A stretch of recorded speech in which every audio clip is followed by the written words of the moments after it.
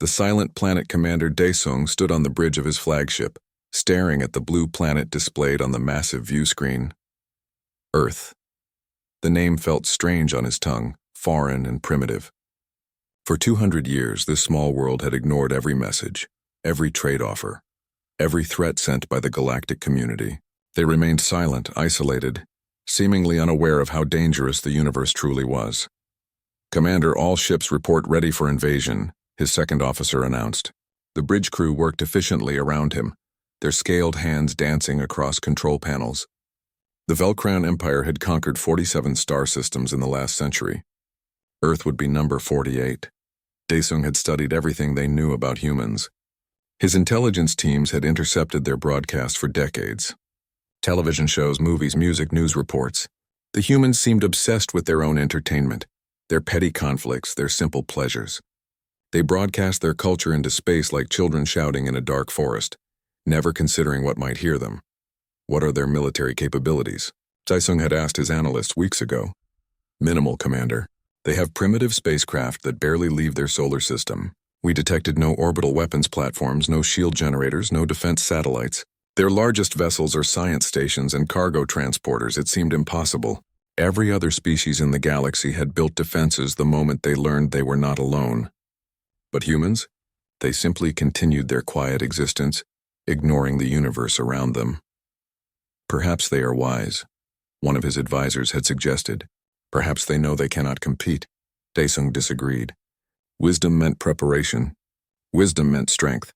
The humans were simply naive, living in a fantasy where threats did not exist. Today they would learn the truth.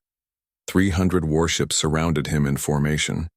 Each vessel carried enough firepower to level a continent. Daesung commanded the largest invasion force the Velcran Empire had ever assembled. Some called it excessive for such a primitive target. Daesung called it thorough. "Take us in." Standard invasion pattern. Secure orbit, disable their communications, then land ground forces. The fleet moved forward, engines burning bright against the darkness of space. They passed through the outer reaches of the solar system, gliding past frozen rocks and gas giants. No resistance, no warnings. Nothing. On Earth, Captain G1 watched the approaching fleet on her sensor display. The orbital station hummed quietly around her, its lights dim, its systems running on minimal power. She had been stationed here for 3 years, waiting for this exact moment. "Captain, should we raise shields?" her junior officer asked nervously. "No." "Should we power weapons?" "No." "Should we evacuate the civilian sectors?" Ji-won turned to face the young man. His name was Junho, fresh from training, still believing that war followed logical patterns. "No evacuation. Maintain current status. Protocol silence remains in effect. But, Captain, they will be in firing range within 6 hours. "I am aware."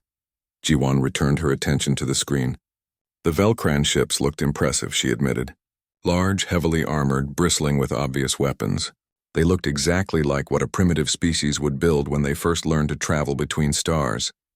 She opened a secure channel to Earth Command. "This is Orbital Station 7. Hostile fleet confirmed.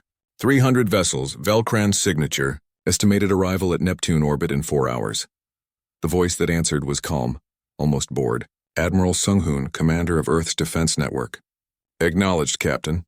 Maintain silence. Do not engage. Let them come." "Understood, sir."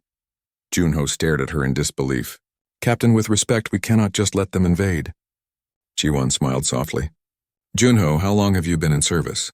2 years, Captain. "And in those 2 years, what have you learned about Earth's history with the galactic community? That we have remained isolated. That we have refused all contact. And why do you think that is?" Junho hesitated. I assumed it was because we were not ready. Because our technology was inferior. A reasonable assumption." Ji-won pulled up a secondary display showing Earth's communication arrays. They were all active, all receiving. They had been listening to the galaxy for 2 centuries. "We have heard every message, Junho. Every threat, every promise, every lie. We know exactly what exists beyond our world. Then why do we stay silent? Because some questions answer themselves. And today the Velcrans will answer a question the entire galaxy has been asking for 200 years. Junho looked confused, but he did not press further. Ji-won appreciated his discipline. The hours passed slowly. The Velcran fleet crossed Neptune's orbit without incident. Daesung grew increasingly suspicious with each passing moment. No hails, no warnings, no desperate pleas for mercy. The humans simply watched them approach in absolute silence. "This is wrong," his tactical officer muttered. "Every species fights back. Even if they know they will lose, they fight." "Perhaps humans are different," Daesung replied, though doubt crept into his voice. Perhaps they are simply cowards, but he did not believe it. He had watched their entertainment broadcasts. Humans loved stories about warriors, about heroes who fought impossible odds. They celebrated courage and defiance. These were not the cultural values of cowards. "Full sensor sweep," Daesung ordered. "I want to know everything in this system. Every rock, every piece of debris, everything." The sensors hummed, reaching out across millions of kilometers. They found planets, moons, asteroids. They found the human space stations, small and unimpressive. They found commercial vessels transporting goods between worlds. Everything appeared exactly as their intelligence had predicted. Everything except the silence. "Commander, we are receiving no communications from Earth at all. No civilian broadcasts, no military channels, nothing. That was new. The intercepted transmissions had been constant for decades. Music, news, meaningless chatter. Now nothing, as if the entire planet was holding its breath. Increase speed. I want orbit established within the hour." The fleet surged forward, moving past Jupiter, past Mars. Earth grew larger on the view screen, beautiful and blue and utterly defenseless.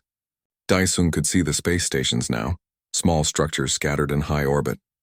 His weapons could destroy them in seconds. Ambassador Minji sat in her office deep beneath the surface of Earth, monitoring the same displays that Jiwon watched from orbit. Around her, the command center operated in quiet efficiency. Hundreds of personnel worked at their stations, tracking every movement of the Velcran fleet. She opened a channel to the Galactic Council's public frequency.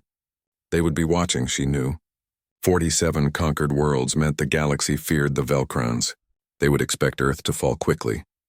Minji began recording a message, but she did not send it. Not yet. First, the Velcrons needed to learn. Then, the galaxy would understand. On the bridge of his flagship, Daesung smiled as Earth filled his view screen. "Prepare landing forces. This world is ours." He did not notice the small fluctuation in his sensors as his fleet crossed the orbit of Mars. He did not see the thousands of tiny objects that had drifted near his ships, mimicking space debris. He did not understand that his invasion had already failed. The trap was set. And humanity was patient, very, very patient. First contact with consequence. The first explosion caught everyone by surprise. One moment, the Velcran fleet was gliding smoothly through the Kuiper belt. The next, 3 ships on the outer edge simply ceased to exist. No warning, no incoming fire, just sudden, violent destruction. Daesung grabbed his command chair as his flagship rocked from the shockwave.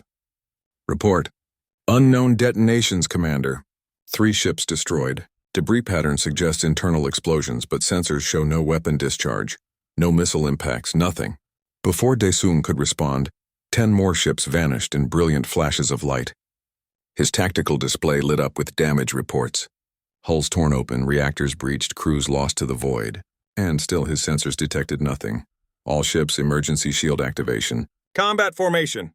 The fleet scattered, breaking from its organized approach into defensive clusters. But the explosions continued. 20 ships, 30, 50. Each destruction was identical, sudden, catastrophic, and inexplicable. "Find the source." Daesung roared. "We cannot fight what we cannot see." His science officer worked frantically at his console. "Commander, I am detecting gravitational anomalies near each explosion. Microsingularities, impossibly stable. They are appearing and disappearing faster than our sensors can track. Gravitational mines? If so, they are far beyond any technology in our database. The power requirements alone should be impossible. Each mine would need a contained black hole perfectly controlled. No species has achieved this." Daesung felt cold fear settling into his chest. 50 ships lost, and they had not even fired a shot. All stop. Maintain position. Launch probes forward. The fleet ground to a halt, still millions of kilometers from Earth. Small probes launched ahead, scanning for threats. Within seconds, the gravitational anomalies tore them apart. "The mines are triggered by proximity," his tactical officer reported. "They detect any significant mass and activate." "Commander, the entire approach vector is saturated with them. Thousands, maybe millions. Can we target them?" We cannot see them until they activate, and once they activate, it is too late. Daesung studied his remaining forces. 250 ships from his original 300. 1/6 of his invasion force destroyed before the battle even began. But he had come too far to retreat now. Navigation, plot a new course. Take us around the minefield through the outer system. Commander, the mines appear to be distributed throughout the entire Kuiper belt. There may be no clear path. Then we will make one. Full weapons, fire pattern Omega. Clear a corridor. The fleet opened fire, sending thousands of high-energy beams into the darkness ahead. The gravitational mines activated in chain reactions, creating a storm of spatial distortions. Reality itself seemed to bend and tear as the invisible weapons fought the Velcran firepower. It took 2 hours to create a passage just wide enough for the fleet. 50 more ships were lost when they strayed too close to the remaining mines, but finally they broke through into the inner solar system. Damage report, Daesung ordered, his voice tired. 100 ships lost, Commander. Many others damaged, shields are depleted, weapon systems are strained. We need time to recover. Time is something we no longer have. Daesung pointed at the view screen where Earth hung in the distance. The humans showed their hand. They have defensive weapons, which means they are worth conquering. Press forward. Deep beneath Earth's surface, Admiral Sung-hoon watched the Velcran fleet advance. He sat in a command center that extended for kilometers in every direction, carved from solid rock and lined with technology that most of the galaxy would consider magic. Phase 1 successful, reported Engineer Yuna from her station. Minefield reduced their forces by 1/3. Remaining vessels show significant damage. Excellent. Deploy Phase 2. Yuna's fingers moved across her holographic controls. Phase 2 deploying now, Admiral. Between Mars and Jupiter and the vast asteroid belt, something stirred. What the Velcrans had identified as debris fields began to move with purpose. Millions of small objects, each no larger than a human fist, activated their propulsion systems and turned toward the approaching fleet. Daesung's sensors detected the movement immediately. What is that? Debris field is moving, Commander. No, not debris. Individual objects, millions of them. They are accelerating toward us. Defensive fire. Destroy them! The fleet opened fire on the approaching swarm. Energy beams lanced out, destroying hundreds of the small objects. But for everyone destroyed, 1,000 more kept coming. The first wave reached the outermost ships. The tiny drones attached themselves to the hulls like mechanical parasites, their fusion-powered plasma cutters igniting. They burned through shields as if they were not there, carved through armor like it was paper. Shields are ineffective, his tactical officer screamed. The drones are cutting directly through hull plating. Daesung watched in horror as his ships were consumed. The drones swarmed in millions, covering each vessel until it looked like a metal hive. Then the plasma cutters reached critical systems and the ships exploded from within. They are targeting reactors and weapon systems specifically, his science officer reported, voice shaking. They have perfect knowledge of our ship designs. This is surgical destruction. 10 ships gone, 20, 30. The swarm moved with impossible coordination, like a single organism with millions of bodies. Daesung's fleet fought desperately, but conventional weapons were useless against targets so small and so numerous. Emergency protocol, Daesung ordered. Electromagnetic pulse full spectrum. Fry their circuits. The remaining ships generated massive electromagnetic bursts. The drones within the pulse radius shut down instantly. For a moment, Daesung felt hope. Then the drones reactivated. Their shielding adapted. Their systems hardened. They continued their attack as if nothing had happened. Impossible, his science officer whispered. They adapted in seconds. Their processing power, their coordination. Commander, these are not just weapons. This is artificial intelligence far beyond anything in the galaxy.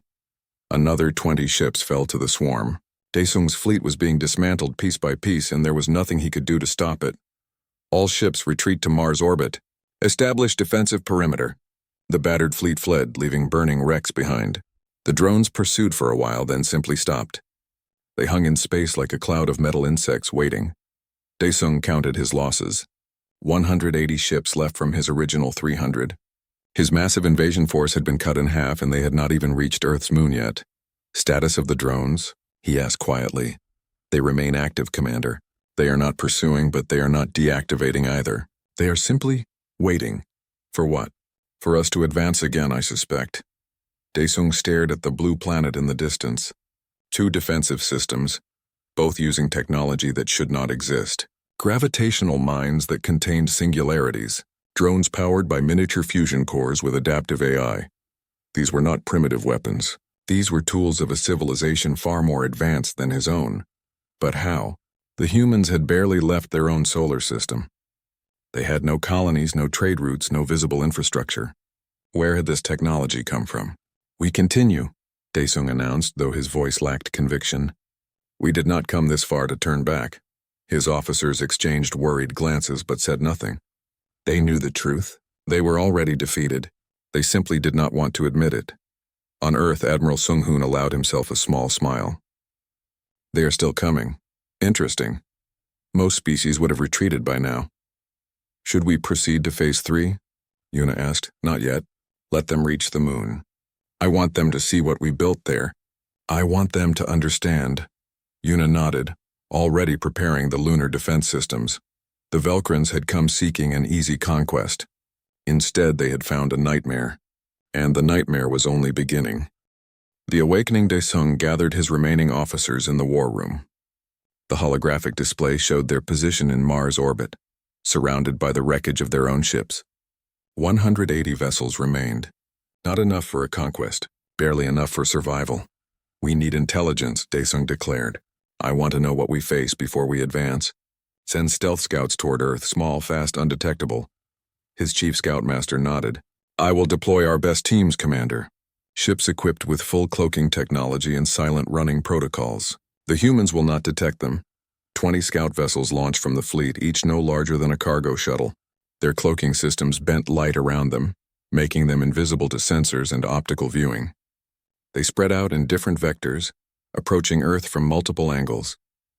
On Earth's moon, Engineer Yuna watched her displays with amusement. 20 red dots appeared on her tactical screen, clearly marked despite their supposed invisibility. "Admiral, the Velkrans have deployed scouts, 20 vessels, all using basic light refraction cloaking." Admiral Sung-hoon leaned back in his chair. "Basic, you say? Their technology is approximately 300 years behind ours. The cloaking works against electromagnetic sensors, but they apparently do not know about quantum detection." "Can they detect our lunar installations?" Yuna laughed. "Sir, they do not even know the moon is hollow. It had taken humanity 50 years to convert Earth's moon into the fortress it was today. The entire interior had been excavated, reinforced and filled with weapon systems that could sterilize entire star systems. 600 railgun batteries, each capable of firing projectiles at relativistic speeds. Missile silos containing warheads that could crack planets. Shield generators powerful enough to protect Earth from any known weapon. The Velkran scouts approached, unaware they were flying directly into the most heavily armed installation in the solar system. "Begin the demonstration," Sung-hoon ordered. Yuna activated the targeting systems, 600 railgun batteries, all linked to quantum computers that calculated trajectories faster than light could travel. The weapons locked onto each scout vessel instantly. In his command center on Mars, Daesung watched his scout ships disappear from his sensors one by one. Not damaged, not destroyed, simply gone as if they had never existed. "Report," he demanded. "What happened to the scouts?" His communication officer worked frantically. "No distress calls, Commander. No weapon discharges detected. They just vanished, all 20? "All 20, sir. The last confirmed position was near lunar orbit." Daesung felt his blood run cold. 20 ships gone in seconds, the moon. They had turned Earth's own moon into a weapon. "Show me the moon." Full magnification. The view screen zoomed in on the gray, cratered surface. It looked normal. Lifeless rock, exactly as it should be. But Daesung knew better now. Somewhere in or on that moon, weapons waited. Weapons that could destroy his ships before they even knew they were under attack. "This is madness," his second officer whispered. "The entire solar system is a trap." "Then we spring the trap," Daesung replied. "We know where the weapons are now. We can target them. All ships advance in formation. Weapons locked on the moon. The moment we detect hostile action, we destroy it." The Velkran fleet moved forward as one, shields at maximum, every weapon trained on the moon. 180 warships against a single satellite. The odds seemed good. They were not. As the fleet passed the halfway point between Mars and Earth, the moon opened fire. Not all 600 batteries. Just 50, a mere fraction of its capability. That was all it needed. The railguns fired in perfect synchronization. 50 tungsten slugs, each weighing 50 tons, accelerated to 30% the speed of light. They crossed the distance in seconds. Daesung had time to see the projectiles on his sensors. He had time to realize his shields would not stop them.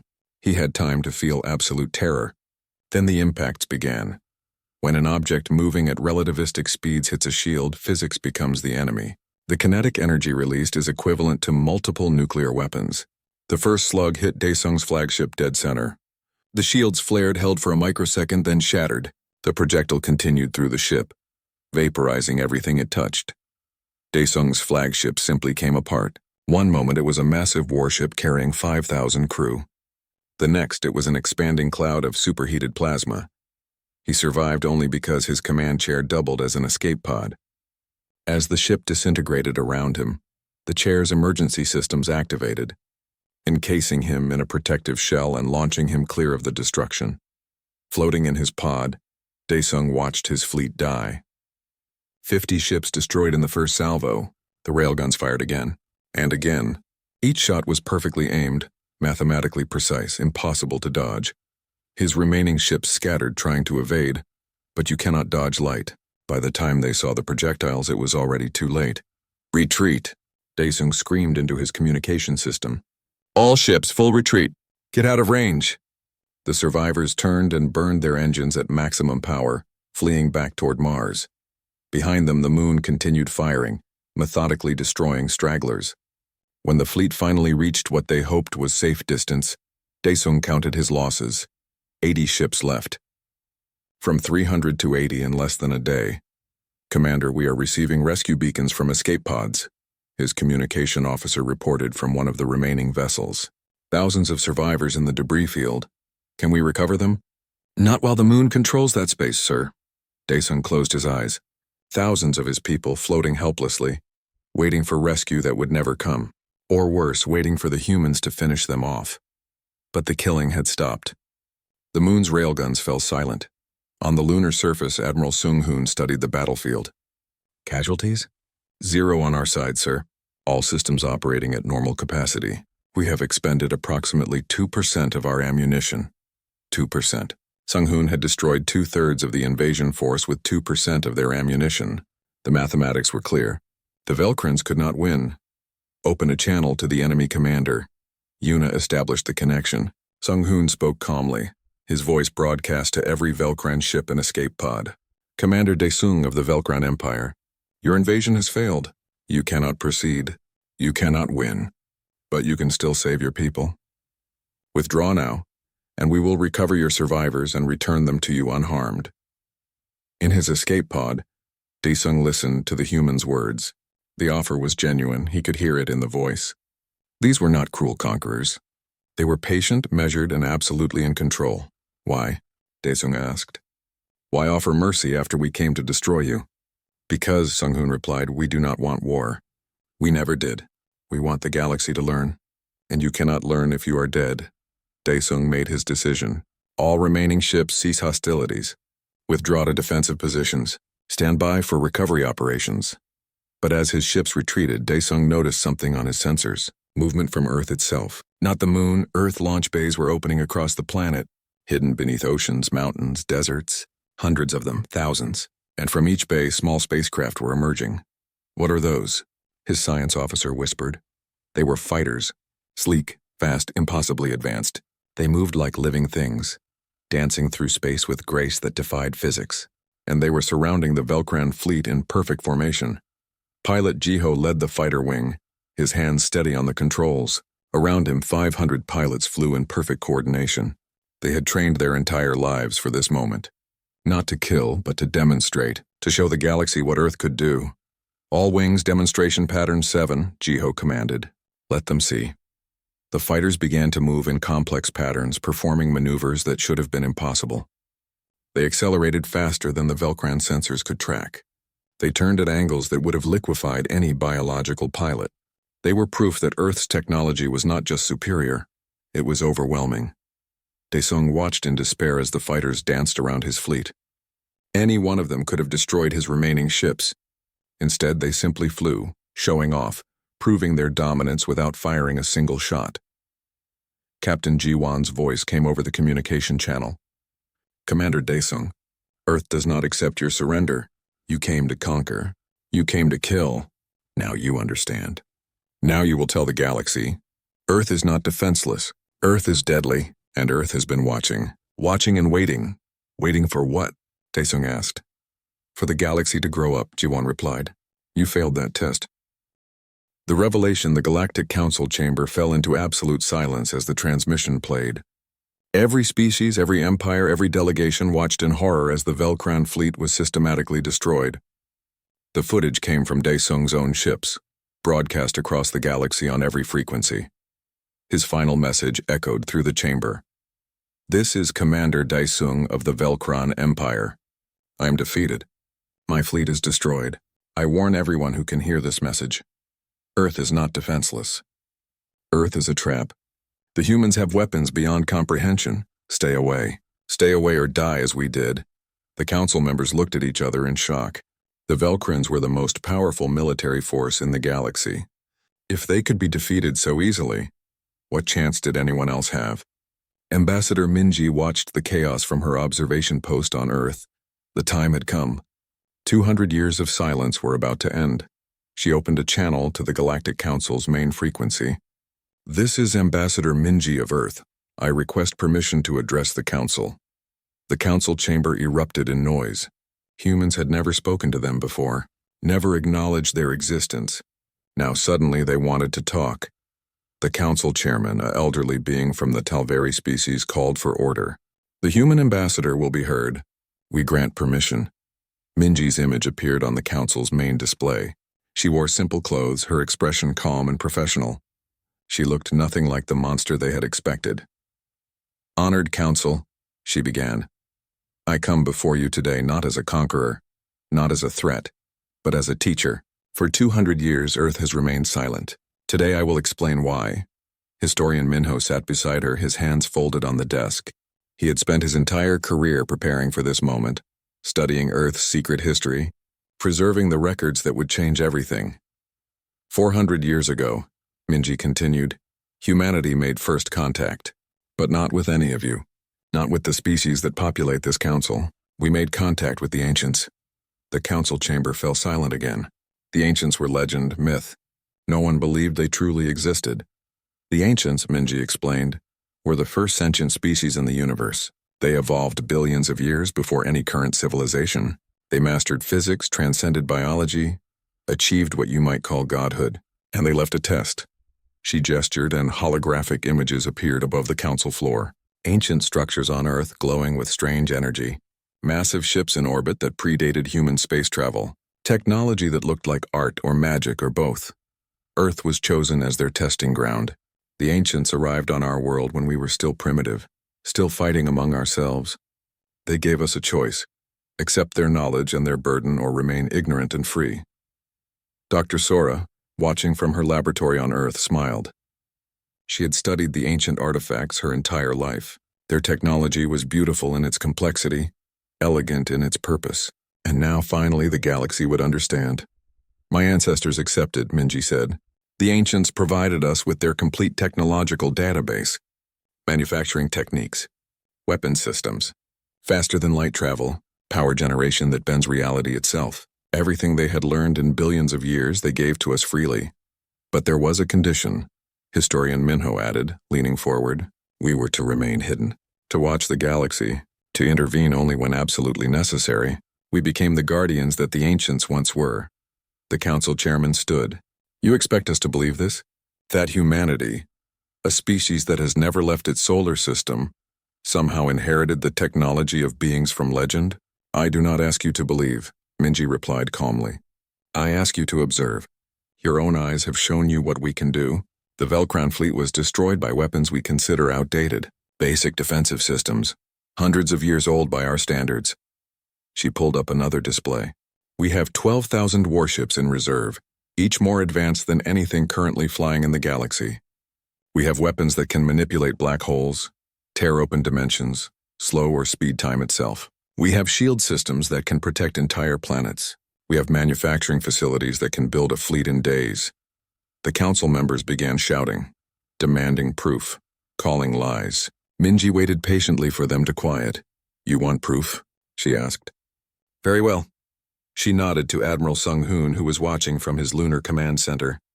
He entered a single command into his console. Above Earth's orbit, a massive structure decloaked. It had been there the entire time, hidden by technology that made it invisible to every sensor in the galaxy. The structure was enormous, easily 20 kilometers long, shaped like a ring. Energy crackled along its surface. This is one of 12 ancient shipyards in the solar system, Minji explained. Each one can construct a fully armed warship in 72 hours. We have had 400 years to prepare. The mathematics are simple. Calculate how many ships we could have built if we wanted to conquer the galaxy. Dr. Sora ran the numbers on her terminal. At that production rate, over 400 years, Earth could have built millions of warships. Enough to overwhelm every military force in known space simultaneously. But we did not, Minji continued. We stayed hidden. We watched. We waited for what? For you to mature, for the galaxy to evolve beyond conquest and war, for species to learn cooperation instead of domination. She let her words sink in. The Velcrown Empire conquered 47 worlds in the last century. Each conquest was brutal, violent, oppressive. We watched it happen. We could have stopped it at any time, but we did not because the ancients taught us patience. They taught us that some lessons must be learned through experience. Commander Sumin, leader of Earth's First Contact Division, stood in her office watching the transmission. She had been the first human to explore the ancient ruins when they were discovered. She had seen their cities, their art, their history, and she had understood their purpose. The ancients had watched countless civilizations rise and fall. They had seen empires conquer and collapse. They had learned that forced peace was no peace at all. True growth came from choice, from struggle, from learning hard truths. Earth could have conquered the galaxy 400 years ago, Minji stated. We chose not to. We believed you would eventually learn. We believed the galaxy would mature on its own. But the Velcron invasion forced our hand, historian Minho added. They were planning to trigger a chain reaction of conflicts. 15 different empires were preparing for war. The galactic community was on the brink of destroying itself. We could not let that happen. Minji's expression hardened. So we revealed ourselves, not to conquer, not to rule, but to offer a choice, the same choice the ancients gave us 400 years ago. She stood, her image towering over the council chamber. Accept humanity as peacekeepers, as guardians, as teachers. Allow us to help you build a better galaxy, or continue on your current path toward mutual destruction. The choice is yours. The council chairman looked around at his fellow leaders. Fear, anger, pride, and uncertainty showed on every face. They were being offered protection by the very species they had dismissed as primitive. And if we refuse? The chairman asked. Then we return to silence, Minji replied. We will seal our borders completely. We will watch as you destroy each other. And when the dust settles, when civilizations have fallen and billions have died, we will still be here. Waiting. Because that is what guardians do. We endure, she paused. But I hope you will accept. The ancients chose Earth for a reason. They saw potential in humanity, despite our flaws. They believed we could carry their burden. Let us prove them right. Let us help you become what you can be. The transmission ended. Ambassador Minji stood in her office on Earth, wondering if her words had been enough. Around her, the command center continued its work, monitoring the galaxy, preparing for whatever came next. On the moon, Admiral Sung-hoon spoke quietly to Engineer Yuna. How long until the council responds? Unknown, sir. We have given them much to consider. Indeed we have. Sung-hoon looked at Earth through the observation window. Beautiful, blue, deceptively peaceful. The most powerful civilization in the galaxy, hidden on a single world waiting for the universe to catch up. Do you think they will accept? Yuna asked. They will, Sung-hoon replied with certainty, because the alternative is extinction. And whatever else they are, the species of this galaxy want to survive. In the council chamber, the debate raged on, but everyone knew the truth. Earth had spoken, and the galaxy would never be the same again. 2 years after Protocol Exodus began, Chairman Insu stood before the reformed Galactic Alliance. He was the first human ever elected to lead a galactic government, chosen not because of military might, but because of the respect humanity had earned through their restraint and vision. The old council believed that power came from domination. Insu said to the assembled representatives, "We've proven that real power comes from cooperation, from respecting each other, from building together instead of tearing each other down." The chamber, rebuilt after the war, was different now. Seats were arranged in a circle instead of a hierarchy. Every species had equal voice. Decisions required consensus, not the approval of a few powerful members. It was messy and slow, but it was fair. Dr. Yanwu wasn't present at the ceremony. She was far from civilization, exploring ancient ruins on a dead world in the galactic core. Her archaeological team had been searching for clues about the precursor civilizations that existed before the current galactic species evolved. What they found changed everything. "Doctor, you need to see this," her assistant called from deeper in the ruins. "We've translated the central archive." Yanwu rushed to join him. The chamber walls were covered in writing from a civilization that had died 50,000 years ago. As she read the translation, her blood ran cold. The precursor species had been remarkably similar to humans. Innovative, adaptable, quick to anger but also quick to forgive. They had spread across the galaxy, building a civilization that made the current council look primitive by comparison. Then they had destroyed themselves. The records were clear. Internal conflicts had escalated. Different factions had developed increasingly powerful weapons. Eventually, someone had used a weapon that couldn't be controlled. Entire star systems had been sterilized. Billions had died. The precursor civilization had collapsed, leaving behind only ruins and warnings. "This is why they feared us," Yanwu whispered. "The council species, somewhere in their genetic memory, passed down through millions of years of evolution. They remembered what happened the last time a species like humanity existed." She contacted Chairman Insu immediately. "You need to see this. All the galactic leaders need to see this." Elder historian Taquar of the Korean Commonwealth helped translate the final passages of the precursor records. He was old even by his species' long-lived standards. He had studied galactic history for 2 centuries, but this was the first time he truly understood it. "My people have ancient stories," Taquar said to Yanwu. "Legends of a great calamity, a species that could create or destroy on an unimaginable scale. We always thought they were myths, children's stories, but they were memories. Warnings passed down through so many generations that they became distorted." The Council's fear of humanity wasn't just prejudice, Yanwu realized. It was instinct. Survival instinct from their distant ancestors. Yes, but instinct isn't wisdom. Fear isn't understanding. Taquar looked at the ancient warnings on the walls. The precursors destroyed themselves because they couldn't control their nature. They had the power of gods but the temperament of children. That's what our ancestors feared. That's what they tried to prevent by keeping humanity weak. "But we're not the precursors," Yanwu said. "We proved that. We had the power to destroy the Council completely. We chose not to." Taquar nodded slowly. "Perhaps that's the difference. Perhaps that's why this time can be different. You had the opportunity for revenge and chose justice instead. You had the power to conquer and chose to cooperate. Maybe humanity learned from history that the precursors never knew." The revelation was presented to the reformed Galactic Alliance. Every species learned the truth about why they had feared humans. The fear wasn't baseless, but it also wasn't destiny. Humanity had the potential to be dangerous, but they also had the wisdom to choose peace. Captain Sun He commanded the New Horizon, the first joint species exploration vessel. Her crew included humans, Corians, Draxians, and even 2 Valkyrians who had chosen peace over their species' pride. Together, they explored beyond the borders of known space, discovering new worlds and new civilizations. "Captain, we're detecting a signal from an unknown system," her Korean science officer reported. "It appears to be a distress call." "All hands to alert status," Sun He ordered. "But weapons stay offline unless absolutely necessary. We're explorers, not conquerors." They found a species they had never encountered before. The Kelmar were in crisis. Their sun was dying faster than their scientists had predicted. They had maybe a decade before their homeworld became uninhabitable.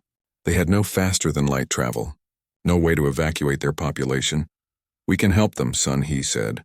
"Dr. Bora's terraforming technology. We can find them a new world and make it habitable." Her Valkyrian tactical officer hesitated. "Captain, these people have nothing to offer us. Helping them would cost significant resources with no return. Sun He looked at him steadily. Is that how you want the new galaxy to work? Only helping people who can pay? The Valkyrian lowered his eyes. No, Captain. That's how the old council worked. We're supposed to be better. Then we help them. No payment required except their friendship. The New Horizons stayed for 8 months, helping the Kelmar evacuate to a new world. Dr. Bora's technology transformed a barren planet into something that could sustain life. When they finally left, the Kelmar joined the reformed Galactic Alliance, grateful for the mercy they had been shown. This is how we build something that lasts, Sun He told her crew. Not through conquest, through compassion. On Earth, Jiwoo retired from military service. She was offered a position as an admiral, but she declined.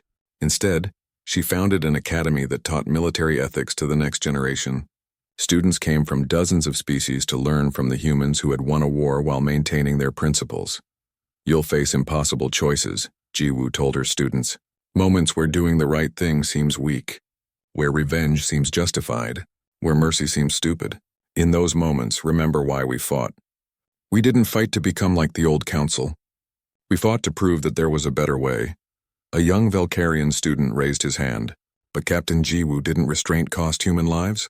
Couldn't you have won faster if you'd been more ruthless? Yes, Jiwoo admitted. We could have. But winning quickly isn't the same as winning correctly. If we'd become monsters to defeat monsters, what would we have really won? Just another cycle of violence and fear. She looked around the classroom, seeing humans and aliens learning together, something that would have been impossible 3 years ago. Real victory isn't just defeating your enemy. It's building a peace that lasts. That's harder than winning a war, but it's worth it. Admiral Hyejin oversaw the decommissioning of humanity's most dangerous weapons. The pulse weapons, the planet killers, the systems designed for total war. They were dismantled under the supervision of multiple species, ensuring no one could use them again. But humanity kept enough military strength to defend itself. The galaxy had learned that humans could be peaceful, but they were never again going to be helpless. How do you know when you have enough weapons? A Draxian observer asked Hyejin during the decommissioning. You have enough when no one wants to attack you, but everyone knows you're not interested in attacking them, Hyejin replied. It's a balance. Too weak and you invite exploitation. Too strong and you inspire fear. We're trying to find the middle ground. Do you think that's possible? I think we have to try. The alternative is the cycle starting again. Taesung, no longer an ambassador but an elder statesman, addressed the reformed Galactic Alliance on the 2nd anniversary of Protocol Exodus. The chamber was full. Representatives from 40 species attended, including many who had once been enemies. 2 years ago, humanity made a choice, Taesung said. We could have continued accepting exploitation and called it peace. Or we could have fought for justice and risked war. We chose war because we believed something better was possible on the other side. He paused, looking at the diverse gathering. But we also made another choice. We chose not to let anger consume us. We chose not to become the monsters others feared. We chose to fight for justice, not revenge. To seek peace, not domination. To build something better, not just tear down something bad. It wasn't easy. We lost people. Good people. People who deserved to see this day. Their sacrifice bought us this chance. Now we have to prove it was worth it.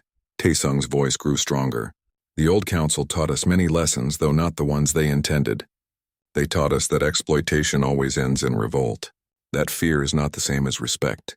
That power without justice is just tyranny waiting to fall. But they also taught us something positive. They taught us patience. For 100 years we endured. We learned. We prepared. When our patience finally broke, we were ready. Not just ready to fight, but ready to build something better. He looked at each representative. We stand here as equals, or we don't stand together at all. That was my message 2 years ago when Protocol Exodus began. It's still my message today. Humanity doesn't want to rule the galaxy. We just want our place in it. A fair place. An equal place. And we want that for every species. The strong and the weak, the old civilizations and the new ones. Everyone deserves justice. Everyone deserves respect.